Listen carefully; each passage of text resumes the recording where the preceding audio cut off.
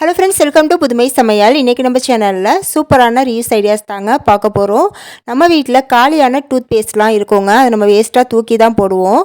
அந்த மாதிரி தூக்கி போடாமல் நமக்கே யூஸ் ஆகிற மாதிரி எப்படி ரீயூஸ் பண்ணிக்கலாம் அப்படிங்கிறது தான் இந்த வீடியோவில் ஷேர் பண்ணியிருக்கேன். இதில் சொல்லியிருக்க எல்லா ரீயூஸ் ஐடியாஸுமே உங்களுக்கு ரொம்ப ரொம்ப பயனுள்ளதாக இருக்கும். ஸ்கிப் பண்ணாமல் பாருங்கள். ஓகே, வாங்க இந்த சூப்பரான வீடியோக்குள்ளே போய் பார்க்கலாம். ஃபஸ்ட்டு நம்ம வீட்டில் எத்தனை டூத் பேஸ்ட் காலியாக இருக்கோ அதெல்லாம் எடுத்துக்கலாம். இப்போ இதோட அடிப்பாகத்தை வந்து கட் பண்ணிக்கலாங்க. கட் பண்ணிவிட்டு அதில் கொஞ்சம் கொஞ்சம் பேஸ்ட்லாம் இருக்கும் பாருங்கள், ஒட்டி இருக்கும்ல கவரில், அதெல்லாம் வந்து நம்ம தனியாக வந்து ஒரு கப்பில் எடுத்து வச்சுக்கலாம். இதையுமே வந்து நம்ம வேஸ்ட் பண்ண வேணாங்க. இதை வச்சு நம்ம வீட்டில் நிறைய பொருட்களை வந்து க்ளீனிங் பண்ணலாம். அதை வந்து நான் கடைசியாக வந்து ஒன்று ஒன்றா சொல்கிறேன். இப்போ இந்த கவர் உள்ளே இருக்கிற எல்லா பேஸ்ட்டையுமே எடுத்துகிட்டு ஒரு தண்ணியில் வந்து இதை நல்லா வாஷ் பண்ணி எடுத்துக்கலாங்க. அந்த வாஷ் பண்ண அந்த பேஸ்ட்டு தண்ணியுமே வந்து நம்ம வேஸ்ட் ஆக்க வேணாங்க. அதையுமே வச்சு ஒரு சூப்பரான பொருள் வந்து க்ளீன் பண்ணலாம். அதை வந்து லாஸ்ட்டாக சொல்கிறேன். இப்போ வந்து எல்லாத்தையுமே வந்து நல்லா க்ளீன் பண்ணிட்டு வந்துடலாம். இப்போ பார்த்தீங்கன்னா தெரியும், நான் பேஸ்ட்டோட அடிப்பாகம் மேல் பாகம் எல்லாத்தையுமே வந்து கட் பண்ணி எடுத்துகிட்டு அதை நல்லா வந்து வாஷ் பண்ணிவிட்டு வந்துட்டேங்க. இந்த பேஸ்ட் மூடி இருக்குது பாருங்கள், அதையுமே வந்து நம்ம வேஸ்ட் பண்ண வேணாம், அதையுமே வாஷ் பண்ணி வச்சுக்கலாம். ஃபஸ்ட் ஐடியாவுக்கு நான் இந்த மாதிரி ஒரு பேஸ்ட் கவர் எடுத்திருக்கேன். இப்போ இதை வந்து இந்த மாதிரி நல்லா மடக்கி விட்டுட்டு இதில் வந்து இந்த ஹார்ட் வந்து ஆஃபாக இருந்தால் எப்படி இருக்கும் அந்த சைஸ்க்கு வந்து நம்ம கட் பண்ணி எடுத்துக்கணுங்க. கட் பண்ணால் நம்ம விரிக்கும் போது பார்த்திங்கன்னா இது ஒரு ஃபுல் ஹார்ட் மாதிரி நமக்கு வரும். இப்போ பார்த்தீங்கன்னா தெரியும், இந்த மாதிரி கட் பண்ணிக்கோங்க. இப்போ இதில் வந்து இந்த மாதிரி இதை வந்து ஆஃபாக மடக்கிட்டு இந்த சைடு, அதாவது சென்டர் சைடில் இந்த மாதிரி லைட்டாக வந்து கட் போட்டு விட்டுக்கணுங்க. ஃபுல்லாக கட் பண்ணிடாதீங்க. இந்த மாதிரி லைட்டாக கட் போட்டு விட்டுட்டிங்கன்னா இந்த மாதிரி நமக்கு கிடைக்கும். இப்போ இதை வந்து நம்ம கையை வச்சு விரலை வச்சு இந்த மாதிரி ஹோல் வந்து போட்டுக்கலாம். இப்போ இதோட பேக் சைடில் நம்ம டபுள் சைட் டேப் போட்டு ஒட்டிக்கலாங்க. இதுக்கு பதிலாக நீங்கள் அந்த நேனோ டேப் இருக்குது பாருங்கள், அது ஒட்டினா இன்னுமே நல்லா ஸ்ட்ராங்காக இருக்குங்க. அது இல்லாத பட்சத்தில் நீங்கள் டபுள் சைட் டேப் போட்டு ஒட்டிக்கோங்க. 2 பக்கமும் ஒட்டிக்கோங்க, அப்போ தான் நல்லா ஸ்ட்ராங்காக இருக்கும். இப்போ இதை வந்து நமக்கு தேவையான இடத்துல நம்ம ஒட்டிக்கலாங்க. இதில் வந்து நம்ம என்னென்ன பொருட்கள்லாம் ஆர்கனைஸ் பண்ணலாம் அப்படின்னு பார்த்தீங்கன்னா, டூத் ப்ரஷ் மாட்டி வச்சுக்கலாங்க. நீங்கள் உங்களுக்கு எத்தனை தேவையோ அத்தனை இதை நீங்கள் ரெடி பண்ணிவிட்டு பக்கத்தில் ஒட்டிட்டு இந்த மாதிரி டூத் ப்ரஷ் வந்து ஆர்கனைஸ் பண்ணி வச்சுக்கலாம். பார்க்கறதுக்குமே நீட்டாக அழகாக இருக்குங்க. அதே போல் நம்ம கிச்சனில் வந்து இதை ஒட்டிட்டு இதில் வந்து கத்திரிக்கோல்லாம் இருக்குது பாருங்கள், அதை வந்து ஆர்கனைஸ் பண்ணிக்கலாம். நமக்கு என்ன திங்ஸ் தேவையோ அதை வந்து நம்ம ஆர்கனைஸ் பண்ணிக்கலாங்க. நல்லாவே ஸ்ட்ராங்காகவும் இருக்கும், பார்க்குறதுக்குமே நீட்டாக அழகாக இருக்கும். ட்ரை பண்ணி பாருங்கள். நெக்ஸ்ட் ஐடியா பார்க்கலாம். அதுக்கு வந்து நான் இந்த மாதிரி ஒரு பெரிய பேஸ்ட் கவர் எடுத்துருக்கேங்க. இப்போ இதோட கீழ் பக்கம் ஓப்பனாக இருக்குது பாருங்கள், அதை வந்து இந்த மாதிரி டேப் போட்டு ஒட்டி விட்டுக்கிறேன். நீங்கள் ஃபஸ்ட்டு கட் பண்ணும் போதே மேல் பக்கம் மட்டும் வந்து கட் பண்ணிக்கோங்க. கீழ் பக்கத்தை கட் பண்ணாமல் வச்சுருந்தீங்கன்னா இது நீங்கள் ஒட்ட தேவையில்லை. இப்போ அடுத்த வந்து இதோட சைடில் 2 பக்கமும் இந்த மாதிரி கொஞ்சமாக அளவுக்கு வந்து நம்ம கட் பண்ணிக்கலாம். சைடில் 2 பக்கமும் கட் பண்ணிவிட்டு அதை அப்படியே வந்து மடக்கி விட்டு ஸ்ட்ரைட்டாக வந்து கட் பண்ணி எடுத்துக்கோங்க. அதாவது ஒரு பக்கம் மட்டும் தான் நம்ம கட் பண்ணணும் இந்த மாதிரி. இப்போ அடுத்ததாக இதோட மேல் பக்கம் இருக்குது பாருங்கள், அதை வந்து கொஞ்சம் வளைவாக வந்து கட் பண்ணி விட்டுக்கோங்க. இப்போ அவ்வளோதாங்க. இப்போ இதுக்கு மேலே வந்து ஏதாவது கவர் வச்சு நீங்கள் ஒட்டி விட்டுக்கலாம். நான் வந்து ஸ்டிக்கர் போட்டு அப்படியே ஒட்டிட்டேங்க. இப்போ அடுத்ததாக இதோட உள்பக்கம் இருக்குது பாருங்கள், இதில் வந்து ஒரு பீட்ஸை வச்சு ஊசி நூல் கொடுத்து நீங்கள் ஸ்டிச் பண்ணி எடுத்துக்கோங்க. சும்மா ஒரு 2-3 டைம் வந்து நம்ம குத்தி இழுத்தோம்னா அந்த பீட்ஸ் வந்து ஸ்ட்ராங்காக அதில் வந்து நின்றுக்கோங்க. இப்போ அடுத்ததாக இதோட மேல் பக்கத்தை இந்த மாதிரி மடக்கி விட்டு சென்டராக வந்து ஊசி நூல் கொடுத்து இந்த மாதிரி ஃபஸ்ட்டு ஒரு 2-3 தையல் வந்து போட்டுட்டு அதுக்கப்புறம் கொஞ்சமாக வந்து நூலை விட்டுக்கணுங்க. அதாவது எந்த அளவுக்குன்னு பார்த்தீங்கன்னா, கீழே நம்ம பீட்ஸ் வச்சுருக்கோம் பாருங்கள், அந்த பீட்ஸில் வந்து அந்த நூலை வந்து மாட்டி விடணுங்க. அந்த அளவுக்கு மட்டும் நம்ம நூலை விட்டுட்டு அதுக்கப்புறம் வந்து ஒரு 2-3 தையல் போட்டுக்கோங்க. அப்போ வந்து நூல் வந்து அது உள்ளே போகாமல் இருக்கும். உங்களுக்கு புரியும்னு நினைக்கிறேன் நான் சொல்கிறது. இல்லைனா வீடியோவில் வந்து கொஞ்சம் கவனமாக பாருங்கள் நான் எந்த மாதிரி ரெடி பண்ணுறேன்ட்டு. இந்த மாதிரி கொஞ்சம் நூலை விட்டுட்டு அந்த பீட்ஸில் வந்து மாற்ற அளவுக்கு நூலை விட்டுட்டு அதுக்கப்புறம் வந்து நீங்கள் ஸ்டிச் பண்ணிக்கோங்க. கடைசியாக வந்து ஸ்டிச் பண்ணி முடிக்கும் போது மேலே இன்னொரு பீட்ஸையும் வச்சு நீங்கள் ஸ்டிச் பண்ணி முடிச்சிட்டிங்கன்னா அது பார்க்குறதுக்கு இன்னுமே அழகாக இருக்குங்க. இப்போ நான் ஃபுல்லாக முடிச்சுட்டு உங்கள்கிட்ட காட்டுறேன். இப்போ பார்த்தீங்கன்னா தெரியும், இந்த மாதிரி தாங்க இருக்கும். இப்போ இது உள்ளே வந்து ஒரு பாக்கெட் மாதிரி நம்ம கிடச்சிருக்கு பாருங்கள். இதெல்லாம் நம்ம குட்டி குட்டி திங்ஸ்லாம் ஆர்கனைஸ் பண்ணிக்கலாங்க. முக்கியமாக பார்த்தீங்கன்னா ஹெட்செட் வந்து நம்ம வெளியே எங்கேயாவது எடுத்துகிட்டு போகும்போது சிக்காகிட்டே இருக்கோங்க நம்ம பேக்கில் போட்டாலுமே. அந்த மாதிரி டைமில் நீங்கள் இந்த மாதிரி ஒரு சின்ன பவுச் மாதிரி ரெடி பண்ணி இதில் வந்து நீங்கள் ஹெட்செட்டை வந்து போட்டு எடுத்துகிட்டு போகலாங்க. நமக்கு சிக்காகாமலும் இருக்கும், நம்ம தேட வேண்டிய அவசியமும் கிடையாது. அதே போல் இதில் வந்து ஹெட்செட் மட்டும் இல்லாமல் பென் ட்ரைவர், அதுக்கப்புறம் குட்டி குட்டி திங்ஸ், சிம் கார்டு அந்த மாதிரி கூட நம்ம போட்டு வச்சுக்கலாங்க.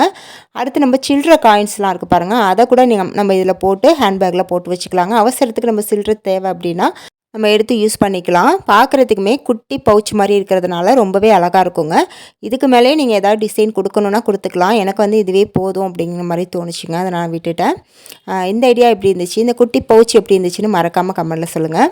அடுத்து இதே போல் நான் இன்னொரு குட்டி டூத் பேஸ்ட் கவரில் குட்டி பவுச்சாக ரெடி பண்ணியிருக்கேன் பாருங்கள். அதை விட ரொம்ப குட்டியாக இருக்குங்க.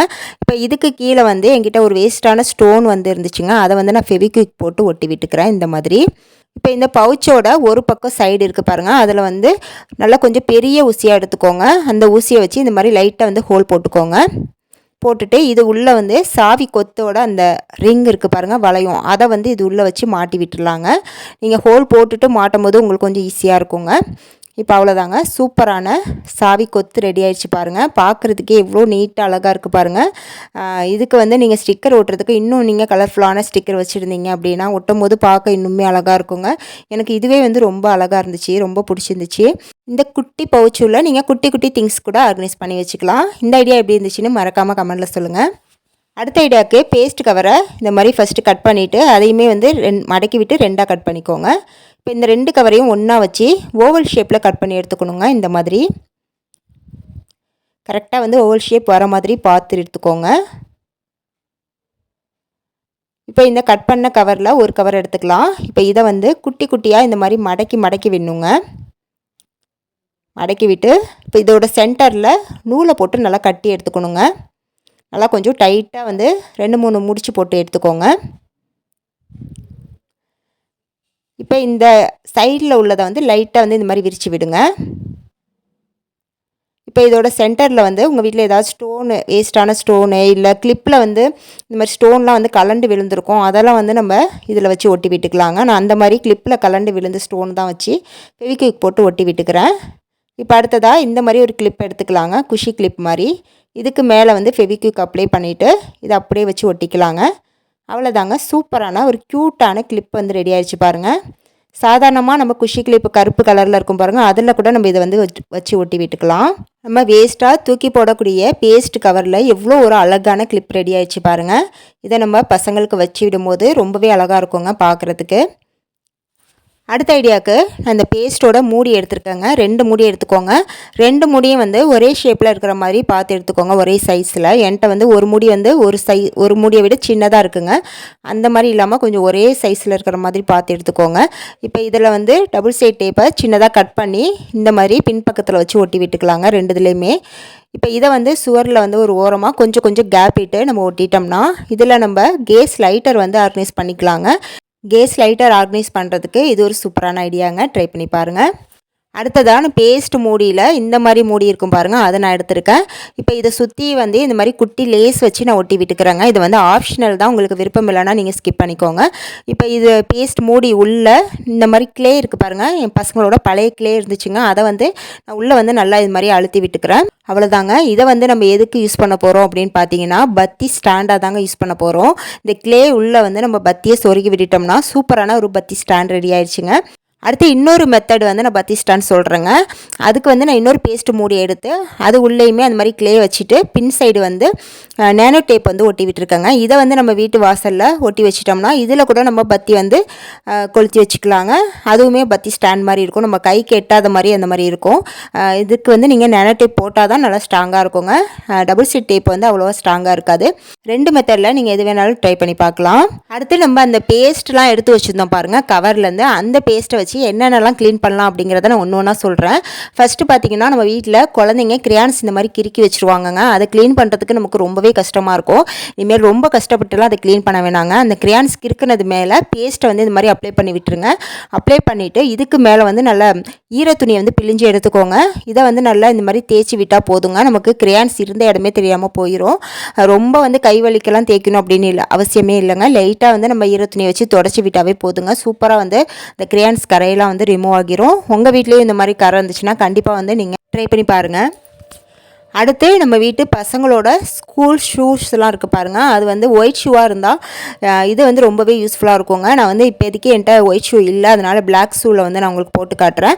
ஷூஸ் வந்து க்ளீன் பண்ணுறதுக்கு இந்த மாதிரி அந்த பேஸ்ட்டை வச்சு இது மாதிரி ஃபுல்லாக எல்லா பக்கமும் அப்ளை பண்ணி விட்டுட்டு, பழைய யூஸ் பண்ணாத டூத் ப்ரஷ் இருந்தால் எடுத்துக்கோங்க. அதை வச்சு நல்லா இந்த மாதிரி தேய்ச்சி விட்டுக்கோங்க. தேய்ச்சி விட்டுட்டு கடைசியாக வந்து ஒரு ஈர துணியை நல்லா பிழிஞ்சு எடுத்துகிட்டு இந்த மாதிரி தொடச்சி எடுத்தால் போதுங்க. சூப்பராக வந்து ஷூஸ்லாம் வந்து புதுசாக நம்ம வாங்கின எப்படி இருக்கும் அதே போல் நல்லா பளிச்சுன்னு ஆயிருங்க. இப்போ நான் ஒரு ஷூவில் மட்டும் நான் உங்களுக்கு போட்டு காட்டியிருக்கேன் பாருங்கள். இந்த அளவுக்கு இந்த ஷூக்கும் அந்த ஷூக்கும் உங்களுக்கு டிஃப்ரென்ஸ் வந்து நல்லாவே தெரியும். நீங்கள் வந்து ஒயிட் ஷூ யூஸ் பண்ணுறீங்க அப்படின்னா இந்த பேஸ்ட் வந்து உங்களுக்கு ரொம்பவே யூஸ்ஃபுல்லாக இருக்குங்க. ஒயிட் ஷூவில் உள்ள கரையெல்லாம் வந்து சூப்பராக ரிமூவ் பண்ணிடும். என்கிட்ட இந்த ஒயிட் ஷூ இல்லாதனால உங்களுக்கு பிளாக் ஷூவில் வந்து நான் போட்டு காட்டியிருக்கேன். எவ்வளோ பளிச்சுன்னு இருக்குது பாருங்கள். அதுக்கப்புறம் இதை வந்து நம்ம பாலிஷ் போட்ட மாதிரி எப்படி மாற்றணும் அப்படிங்கிறதுக்கும் நான் ஒரு டிப் வந்து நான் சொல்கிறேன். அதுக்கு நமக்கு தேவைப்படுறது வேஸ்லின் தாங்க. நம்ம வீட்டில் எக்ஸ்பைரியான வேஸ்லின்லாம் இருந்தால் நீங்கள் தூக்கி போடாதீங்க. கண்டிப்பாக இதுக்கு வந்து நமக்கு ரொம்ப யூஸ்ஃபுல்லாக இருக்கும். வேஸ்லின் வந்து கொஞ்சமாக எடுத்து ஷூவில் எல்லா பக்கமும் அப்ளை பண்ணிவிட்டு ஒரு காஞ்ச துணி எடுத்துக்கோங்க. அதை வந்து இந்த மாதிரி தொடச்சி எடுத்துருங்க. தொடச்சி எடுக்கும்போது பார்த்தீங்கன்னா நமக்கு சூப்பராக ஷூ பாலிஷ் போட்ட மாதிரி ஆயிருங்க. இப்போ நான் உங்களுக்கு காட்டுறேன் பாருங்கள் எந்த அளவுக்கு சூப்பராக இருக்குன்னு. நான் எப்போவுமே ஷூஸ்க்கெலாம் வந்து பாலிஷ் வாங்க மாட்டேங்க. வாஸ்லின் தான் யூஸ் பண்ணிகிட்டு இருக்கேன் இது வரைக்குமே. எக்ஸ்பைரியான வாஸ்லின் இருந்தால் நமக்கு ரொம்பவே யூஸ்ஃபுல்லாக இருக்குங்க. ட்ரை பண்ணி பாருங்கள். அடுத்து நம்ம க்ளீன் பண்ண போகிறது பாத்ரூமில் இருக்கிற சில்வர் பைப், அதுக்கப்புறம் பிளாஸ்டிக் பைப். இதெல்லாம் வந்து நம்ம கரையாக இருந்துச்சுன்னா இந்த டூத் பேஸ்ட்டை வந்து அப்ளை பண்ணிவிட்டு டூத் ப்ரஷ்ஷை வச்சு நல்லா தேய்ச்சி விட்டுட்டு கழுவிட்டிங்கன்னா சூப்பராக வந்து பளிச்சுன்னு ஆயிருங்க. எந்த மாதிரி கரை இருந்தாலுமே இந்த டூத் பேஸ்ட்டை வச்சு க்ளீன் பண்ணும்போது சூப்பராக ரிமூவ் ஆயிருங்க. அதுவும் சில்வர் பைப்புக்கெல்லாம் நல்லா பளிச்சுன்னு ஆயிருங்க. உங்கள் வீட்லேயும் இந்த மாதிரி டேப்லாம் ரொம்ப கரையாக இருந்துச்சு அப்படின்னா இந்த மெத்தடை யூஸ் பண்ணி க்ளீன் பண்ணி பாருங்கள். அடுத்து லாஸ்ட்டாக நம்ம அந்த ஃபஸ்ட்டு பேஸ்ட்லாம் க்ளீன் பண்ணி வச்சுருந்தோம் பாருங்கள் தண்ணி, அதையுமே வந்து நான் வேஸ்ட் ஆக்காமல் எடுத்து வச்சுருக்கேங்க. இதை வச்சு நம்ம ஒரு பொருள் சூப்பராக க்ளீன் பண்ண போகிறோம். என்னென்னு பார்த்தீங்கன்னா வெள்ளி கொலுசு தாங்க. நம்ம வீட்டில் வெள்ளி கொலுசுலாம் வந்து தொடர்ந்து யூஸ் பண்ணிகிட்டே இருக்கும்போது சில பேருக்கு ரொம்ப அதிகமாக கருத்து போயிருங்க. அந்த மாதிரி உள்ள கொலுசெல்லாம் வந்து ரொம்பவே பளிச்சுன்னு மாற்றிடுறாங்க. அதுக்கு வந்து நம்ம இந்த கொலுசெல்லாம் இந்த தண்ணியில் வந்து ஊற போட்டுருங்க. எவ்வளோ நேரம் ஊறணும்னா ஒரு 2லேருந்து 3 மணி நேரம் நல்லா ஊறட்டுங்க. அப்போ தான் வந்து நமக்கு ஈஸியாக ரிமூவ் ஆகி வரும். இப்போ நல்லா ஊறிடுச்சுங்க. இப்போ இதுலேருந்து நான் வந்து எடுத்துகிட்டு கொலுசை எடுத்துகிட்டு ஒரு பழைய டூத் ப்ரஷ்ஷை வச்சு நல்லா இந்த மாதிரி தேய்ச்சி விட்டுக்கிறேங்க. நம்ம ரொம்ப வந்து அழுத்தம் கொடுத்து தேய்க்கணும் அப்படின்லாம் அவசியமே இல்லைங்க. இப்போ நான் லைட்டாக தான் வந்து தேய்ச்சிருக்கேன். இப்போ நான் தேய்க்காத கொலுசும் தேய்ச்ச கொலுசும் வந்து உங்களுக்கு எடுத்து காட்டுறேன் பாருங்கள். எந்த அளவுக்கு சூப்பராக வந்து ரிசல்ட் கொடுத்துருக்கு பாருங்கள். இந்த மாதிரி உங்கள் வீட்டில் இருக்கிற கருத்து போன வெள்ளி கொலுசுகளில் இந்த பேஸ்ட் தண்ணி வச்சு ரொம்பவே ஈஸியாக க்ளீன் பண்ணிட்டோம் பாருங்கள். இதையுமே நம்ம வேஸ்ட் ஆக்காமல் க்ளீன் பண்ணி முடிச்சாச்சு. ஓகே ஃப்ரெண்ட்ஸ், இந்த வீடியோவில் சொன்ன எல்லா ஐடியாவுமே உங்களுக்கு பிடிச்சிருக்குன்னு நினைக்கிறேன். உங்களுக்கு வந்து எந்த குறிப்பு பிடிச்சிருந்துச்சி அப்படிங்கிறதையும் எனக்கு மறக்காமல் கமெண்ட்டில் சொல்லுங்கள். இது போல் நிறைய யூஸ்ஃபுல்லான டிப்ஸ் தெரிஞ்சுக்க நம்ம புதுமை சமையல் சேனலை சப்ஸ்கிரைப் பண்ணி வச்சுக்கோங்க. நெக்ஸ்ட் ஒரு சூப்பரான வீடியோவில் வந்து மீட் பண்ணுறேன். தேங்க்ஸ் ஃபார் வாட்சிங்.